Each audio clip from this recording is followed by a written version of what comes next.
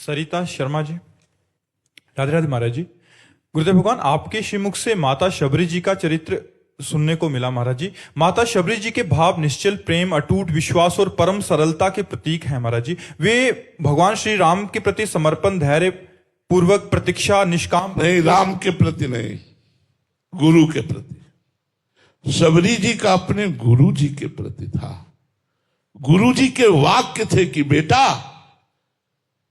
तुम उदास मत हो, मैं अपने तप और भजन के प्रताप से जिस परमधाम परब्रह्म परमात्मा को प्राप्त करने जा रहा हूं, मैं आशीर्वाद देता हूं, वही परब्रह्म परमात्मा स्वयं चल कर आएगा और तुम्हें यहां साक्षात्कार कराएगा। तो धन्य है शबरी मां जो अपने गुरु के वचन पर विश्वास करती रही। 1000 वर्ष तक रोज सोहनी लगाना, राम जी आएंगे।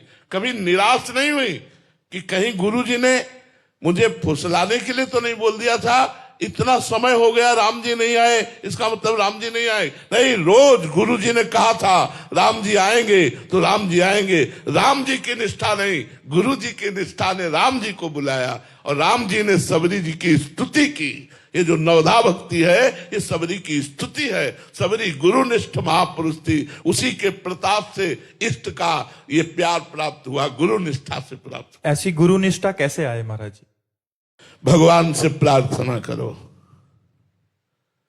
भगवान से प्रार्थना करो कि अपने गुरु को मैं परब्रह्म में स्थित देख पाऊं, परब्रह्म रूप देख पाऊं। गुरु को प्राय लोग मनुष्य ही मानते हैं, मनुष्य रूप ही देखते हैं। कहेंगे जरूर कि गुरुर ब्रह्मा गुरुर विष्णु गुरुर्देव महेश्वरा, गुरु साक्षात परब्रह्म तस्मै श्री गुरुवे नमः। लेकिन परब्रह्म में निर्दोष दृष्टि होती है, अपने गुरु में दोष दृष्टि ना रहे और परब्रह्म बुद्धि रहे तो भगवान का मिलना दुर्लभ नहीं, गुरु कृपा ही केवलम। सब कुछ प्राप्त हो जाए अगर गुरु भगवान को परब्रह्म मान ले, भगवान का रूप मान ले। लेकिन बड़ा कठिन है, बड़ा कठिन है। हम मूर्ति में भगवान मान सकते लेकिन गुरु को साक्षात भगवान नहीं मान सकते। गुरु में भगवत बुद्धि हो जाए कुछ दुर्लभ नहीं है, कुछ दुर्लभ नहीं। लेकिन गुरु में भगवत बुद्धि होना बहुत कठिन है, ये हम कह रहे हैं। क्यों? क्योंकि मनुष्य जैसी चेष्टाएं करते हैं तो हमारी भगवत बुद्धि नहीं हो पाती। अगर गुरु में उनकी किसी चेष्टा में दोष दर्शन न हो और भगवत बुद्धि हो जाए, बस बेड़ा पार हो गया। फिर क्या है? सारा खेल तो गुरु कृपा से ही है। ध्यान मूलम गुरु मूर्ति, पूजा मूलम गुरु पदम, मंत्र मूलम गुरु वाक्यम, मोक्ष मूलम गुरु कृपा।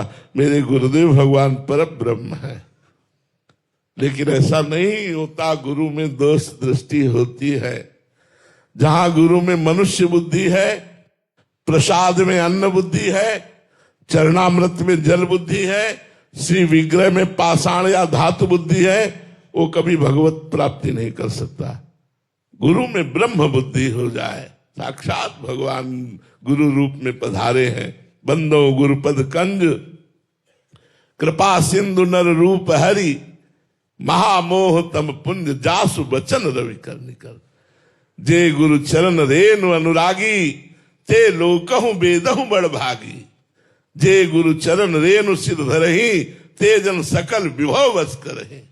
गुरु के चरणों का अनुराग पैदा हो जाए, दुर्लभ क्या, इष्ट तो पीछे डोलेगा। अगर गुरु भक्ति है तो गुरु प्रसन्न साहब अनुकूला, साहब तो पीछे डोलेंगे, गुरु को पकड़ लो। लेकिन लोग गुरु को छोड़ देते, साहब को पकड़ना चाहते तो साहब हाथ नहीं आते, साहब हाथ नहीं आते।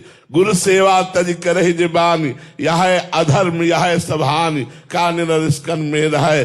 मंत्र लिया और गुरु की अवहेलना करके गुरु को छोड़ दिया, अवज्ञा कर दी, अब तो सब हो जाएगा, कुछ नहीं होगा, माया बांध के पटक देगी, संसार के भोगों में ही रहोगे। भगवान के साक्षात्कार की योग्यता तो गुरु कृपा दुलार से आती है। गुरु कृपा दुलार कर देते हैं, माया हट गई और भगवान का साक्षात्कार हो गया।